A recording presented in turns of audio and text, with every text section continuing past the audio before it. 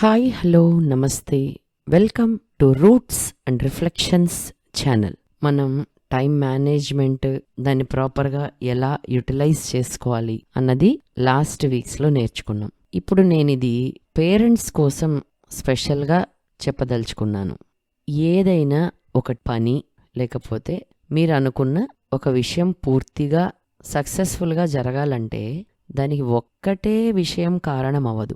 ఎన్నో రకాలైనవన్నీ కలిసి సరైన టైంలో సరైన విధంగా సరైన నిర్ణయంతో ఇందాక మనం మాట్లాడుకున్నట్టుగా టైంని మేనేజ్ చేసుకుని ఇవన్నీ బ్యాలెన్స్డ్గా ఉంటేనే ఆ పని పూర్తిగా చక్కగా అవుతుంది. అలాగే మనం పిల్లల్ని పెంచడం అన్నది తీసుకుంటే ఎప్పుడు మనకి సమస్యలే కనిపిస్తూ ఉంటాయి. దానికి మరి సొల్యూషన్ ఏంటి అంటే మీకు ఒక చిన్న ఎగ్జాంపుల్ చెప్తాను.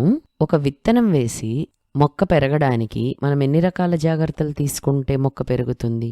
సరే, మొక్క పెరుగుతుంది, వదిలేస్తే ఏ ఆవో మేకో తినేయడమో, ఎవరి కాల కిందన్నా పడి ఆ చిన్న మొక్క చనిపోవడమో, ఎవరైనా పీకేయడమో, ఇలా ఏదైనా జరగచ్చు.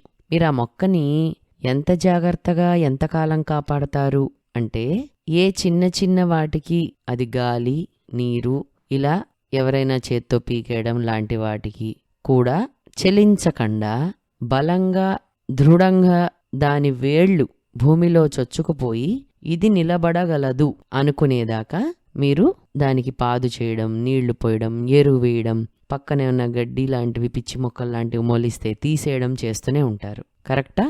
అలాగే పిల్లల విషయంలో కూడా ఎప్పటి వరకు అంటే యుక్త వయస్సు వచ్చే వరకు, అంటే ఇప్పుడు టీన్స్ అంటున్నారు కదా, కనీసం 18 నుంచి 20 సంవత్సరాలు వచ్చే వరకు కన్సిస్టెంట్గా కంటిన్యూస్గా మనం వాళ్ళని ప్రొటెక్ట్ చేస్తూ గైడెన్స్ ఇవ్వాల్సిందే.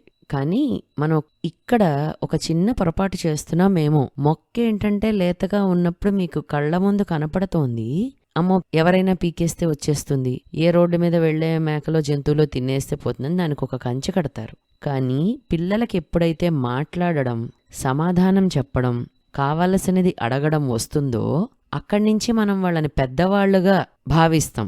కొన్నిట్లో నిజంగా వాళ్ళు కొంచెం మెచ్యూర్డ్గా ఆలోచించగలిగి చెప్పే వాటిల్లో నీకేం తెలీదు, నువ్వు చిన్నపిల్లవి, పిల్లాడివి అంటాం. కానీ రెండూ నాకు తెలిసి ఫ్లిప్ చేయాలంటే కరెక్ట్ కాదు. ఇక్కడ ఇలా అక్కడ అలా కాకుండా వాళ్ళు మాట్లాడడం వచ్చినంత మాత్రాన పెద్దవాళ్ళు అయిపోలా.